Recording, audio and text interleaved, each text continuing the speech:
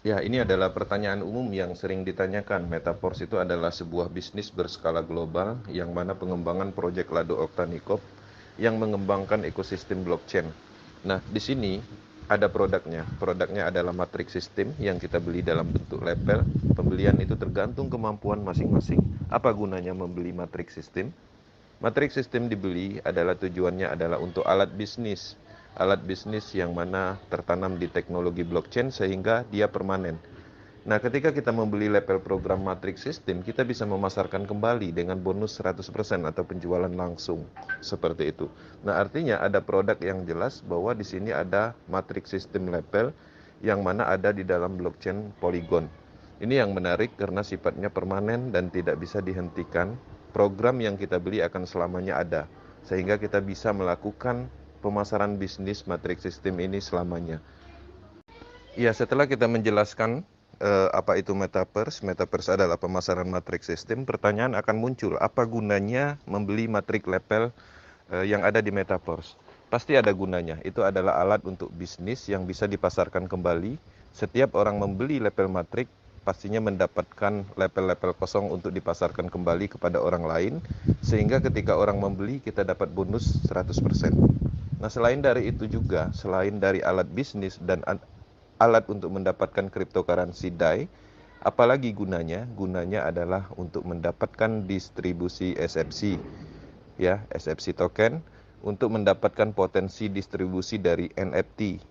Kemudian itu yang sudah terungkap. Kedepannya, alat atau matrix sistem yang kita beli itu berfungsi untuk mendapatkan proyek-proyek ekosistem blockchain secara keseluruhan, seperti mengikuti staking program, kemudian NFT platform, metaverse, game blockchain, marketplace blockchain, dan lain-lain. Jadi pada prinsipnya, matrix sistem yang kita beli itu adalah sebuah alat yang memang bernilai secara fungsionalnya sangat banyak.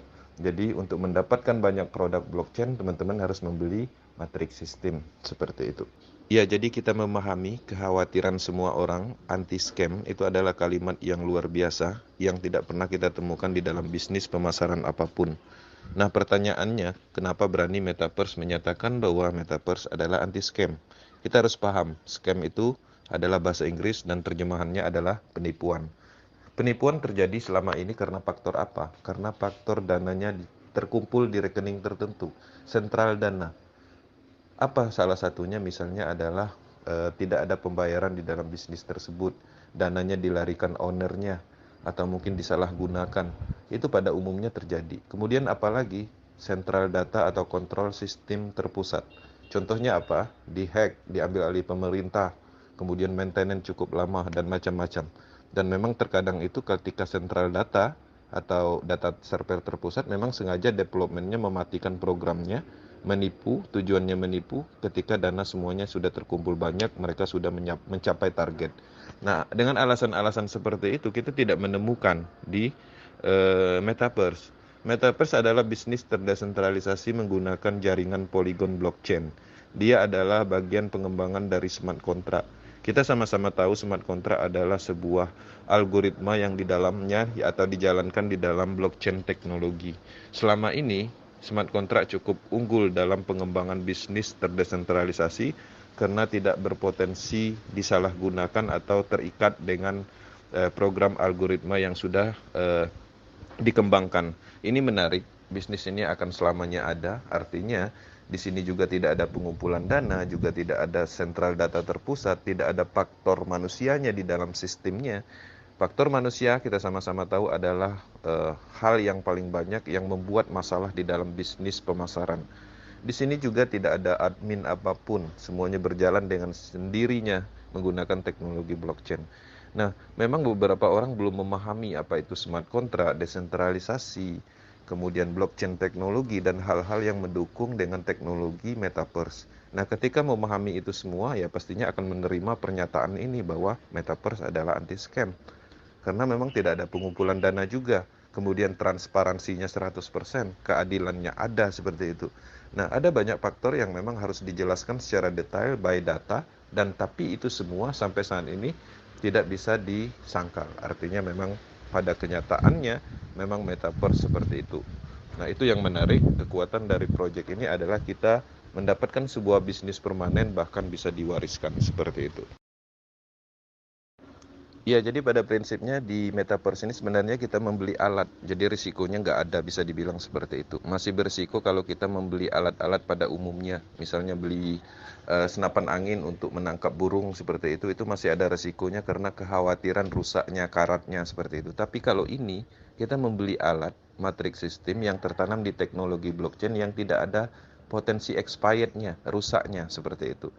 Nah, jadi ini tidak ada resiko karena alat yang kita beli itu adalah alat untuk mendapatkan aset digital. Nah, jadi ketika kita memahami itu, artinya risikonya di mana? Nah, itu yang harus dipikirkan. Saya juga tidak menemukan risiko apapun dan saya bingung risikonya di mana. Memang ada potensi risiko terjadi yang mungkin adalah kesalahan dari individunya.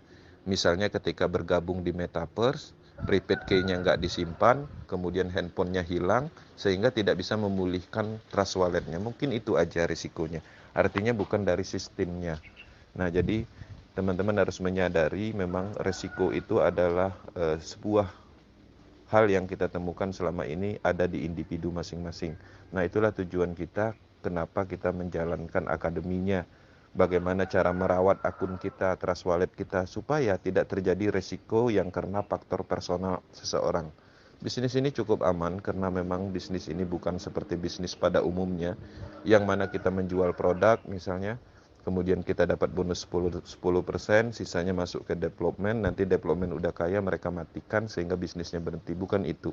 Kita murni membeli alat, aset digital yang mana alat kita beli tujuannya adalah untuk mendapatkan produk-produk ekosistem Metaverse yang mana semuanya itu adalah sumber uang.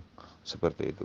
Iya, Bang. Jadi pada prinsipnya kita di sini berproses. Bisnis ini memungkinkan kita untuk melakukan proses karena bisnis ini tidak ditemukan titik akhirnya.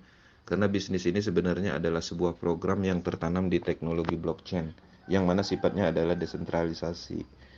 Nah, jadi pada intinya ketika ingin berkembang di metaverse ini adalah tempatnya. Ya, saya menyadari kalau dulu kan kita mengembangkan bisnis orang lain, kita memasarkan proyek orang lain, ketika orang tersebut berhasil atau sudah mencapai target bisnisnya kan mereka tutup.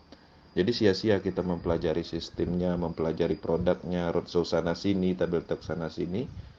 Tapi apa yang kita bangun setelah 6 sampai 8 bulan bisnisnya berhenti. Harusnya di angka tersebut kita mendapatkan uang besar karena berhasil membentuk tim, membangun tim gitu.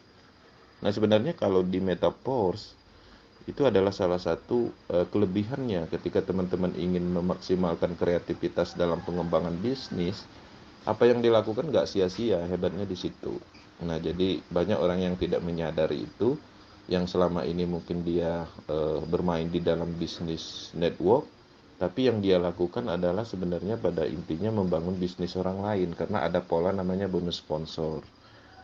Nah, sisanya dananya kemana? Dananya dikirim ke sentral tertentu. Artinya sentral tertentu mengumpulkan dana, mendapatkan keuntungan dari hasil kerja kita. Nah, di sini ini adalah bisnis individu, ya, bisnis owner. Artinya sebenarnya Lado Oktanikop itu hanya membuat sebuah program alat berserta produknya yang mana semua orang berhak untuk mengembangkan bisnis tersebut untuk bisnis mereka sendiri. Polanya hanya itu.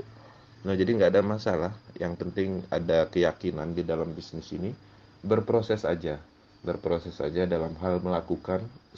Nggak usah semaksimal apa yang kita bisa lakukan dulu. Karena proses itu akan berjalan seiring dengan waktunya. Seperti itu. Satu hal yang perlu diketahui ketika abang ingin berbisnis, ini sebenarnya tempatnya. Tapi kalau untuk investasi, ya mungkin bisa di sini, tapi di sisi lain tidak secepat ketika kita melakukan bisnis. Kalau kita selama ini pernah bermain bisnis jaringan, familiar dengan bisnis, sayang ini nggak dikembangkan karena kita membangun bisnis kita sendiri.